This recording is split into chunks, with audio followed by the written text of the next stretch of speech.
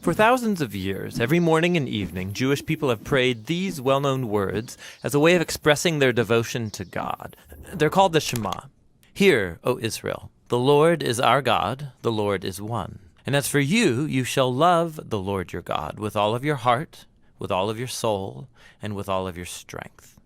Now, the first word of the Shema is hear or listen, which in Hebrew is pronounced Shema. That's where the prayer gets its name. Now, Shema is a really common word in the Hebrew Bible, and it's obvious why. Hearing is a very universal activity.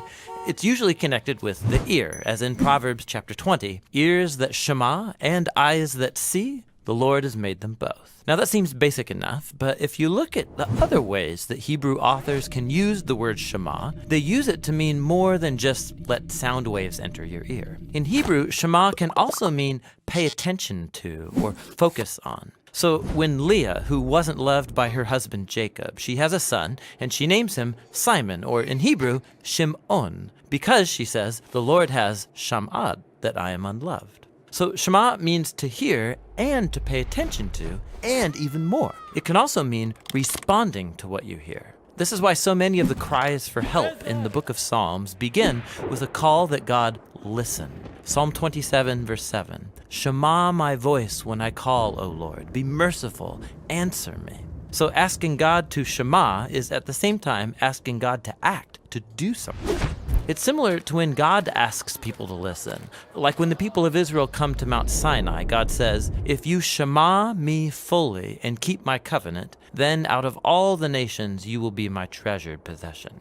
Now there's a couple interesting things about this verse in Exodus. In Hebrew, the word Shema is repeated twice in this sentence to give it emphasis. If you Shema, Shema, meaning listen closely. But also notice that from God's point of view, listening is basically the same as keeping the covenant. So when God asks the people to Shema, what he means is that they listen and obey. And that's the last fascinating thing about Shema. In ancient Hebrew, there is no separate word for obey, meaning to carry out the wishes of someone who knows better than you or is in authority over you. So in the Bible, if you want to say, I will listen and do what you say, you use the single word, Shema.